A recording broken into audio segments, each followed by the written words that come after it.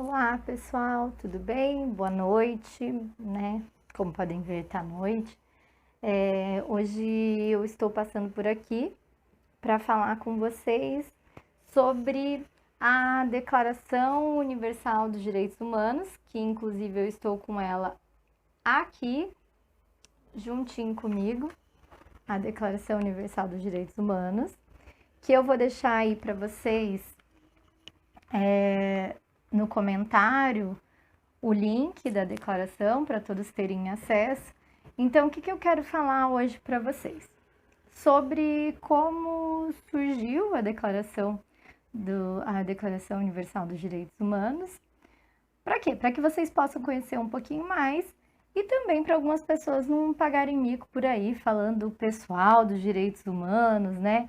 Ah, aqueles direitos humanos lá que defende bandido, que coisa absurda, né? Para não cometer esses equívocos, essa bobagem, né? Primeiro, a gente começa falando que não é algo aqui do Brasil, né? Não é uma carta de direitos aqui no Brasil, apesar dos direitos humanos estarem garantidos dentro da nossa Constituição de 1988. Eu falei num outro vídeo anterior sobre as nossas constituições e na Constituição de 1988 abarca os direitos humanos, né? Assim como os direitos sociais, civis e políticos. Pois bem, a declaração ela passou a valer a partir de 10 de dezembro de 1948, mas a sua discussão começa um pouco anterior, desde 1946, né, que começa essa discussão. O que estava acontecendo no mundo em 46?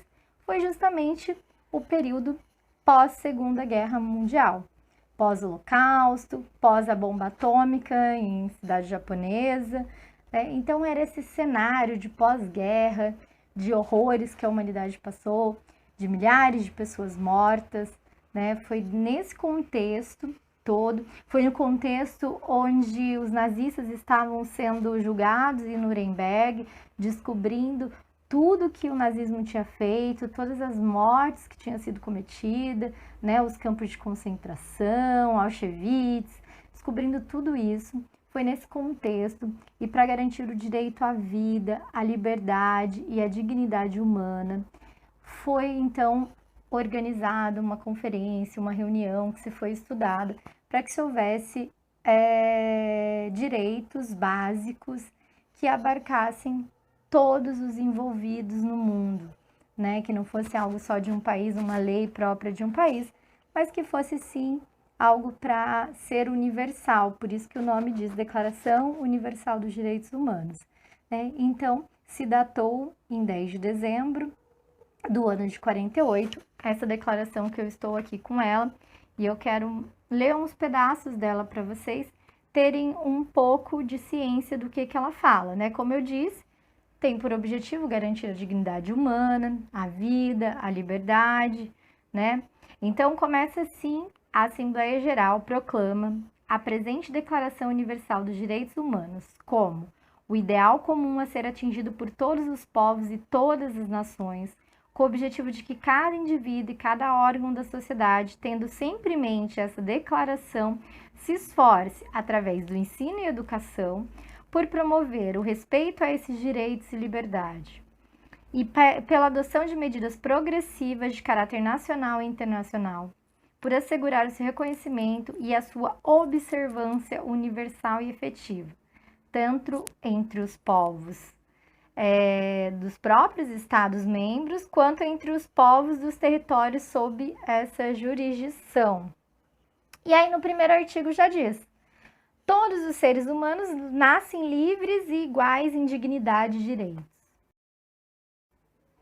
São dotados de razão e consciência e devem agir em relação uns aos outros com espírito de fraternidade, né? Então, todos nós somos dotados de razão, então nós devemos agir com os outros com um espírito de fraternidade.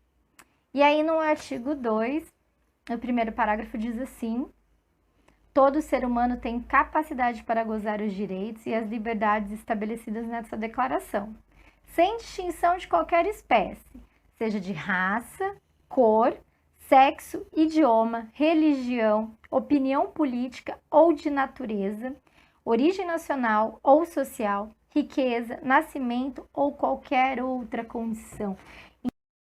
Então a declaração começa sendo bem clara, dizendo que todos têm o mesmo direito. Então não é porque você não gosta de alguém, não é porque alguém cometeu algum crime que ele está fora dessa declaração. Ele está dentro dessa declaração, sim. E aí no artigo 3º diz o quê? Todo ser humano tem direito à vida, à liberdade e à segurança pessoal. Ninguém será mantido em escravidão, no artigo 4º. No artigo 5º, ninguém será submetido à tortura nem a tratamento de castigo cruel, desumano ou degradante, independente do que ele faça. Então, por isso que aqui às vezes vem um pessoal dizer, e o pessoal dos direitos humanos. Primeiro, quem que é o pessoal? A Declaração dos Direitos Humanos agora tem vida? É uma entidade que baixa nas pessoas assim e aí vira o pessoal dos direitos humanos. Né? Não é isso. Na declaração, esse artigo é o que é muito questionado por algumas pessoas que acreditam lá no olho por olho, dente por dente. Porque aqui fala que ninguém vai ser submetido a tortura, nem a tratamento ou castigo cruel, independente do que ela fez ou do que ela está fazendo. Ela vai ser, sim, submetida às leis do seu país, ela vai ter, sim, que ser condenada, aliás, ser julgada, ser condenada, mas todo ser humano tem direito de ser reconhecido enquanto ser humano perante a lei, né?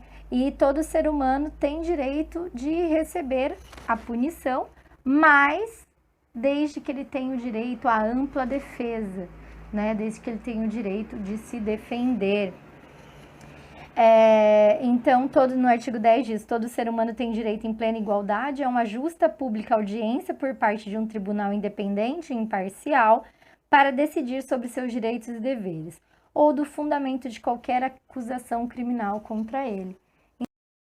Então, ele tem o direito de se defender. Então, por isso que ele não pode sofrer tratamento cruel ou tortura, porque ele cometeu um crime, mesmo que seja condenado, ele vai arcar segundo a legislação do seu país, né?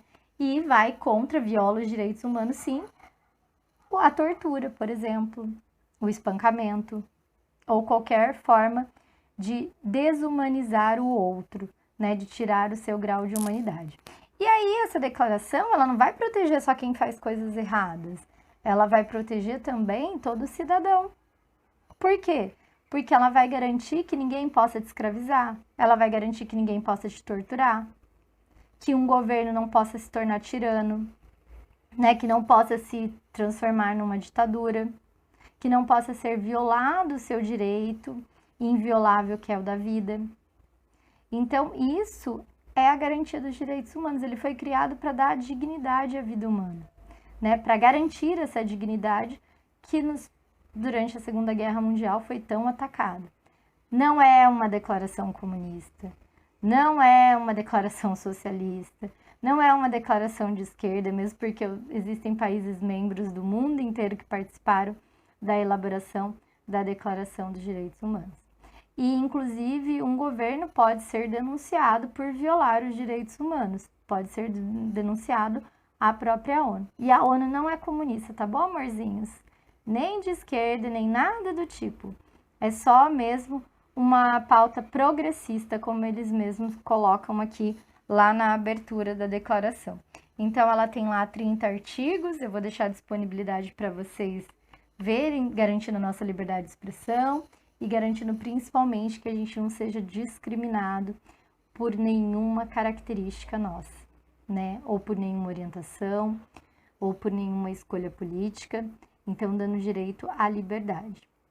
Então, só queria falar um pouquinho para que vocês tenham essa noção. Não vou me atentar a discussões de artigo por artigo, ou análise sociológica da declaração, que se enquadra direito civil, que se enquadra direito político, mas era mais a ideia para vocês conhecerem um pouquinho quem ainda não conhecia a Declaração Universal dos Direitos Humanos e entender que ela está protegendo o nosso direito de viver, o nosso direito de não ser torturado, o nosso direito de ter segurança, né? Então, tudo isso está lá nessa declaração que é universal e que é datada de 1948, então não é nada recente, tá bom? E nem foi feito pela União Soviética.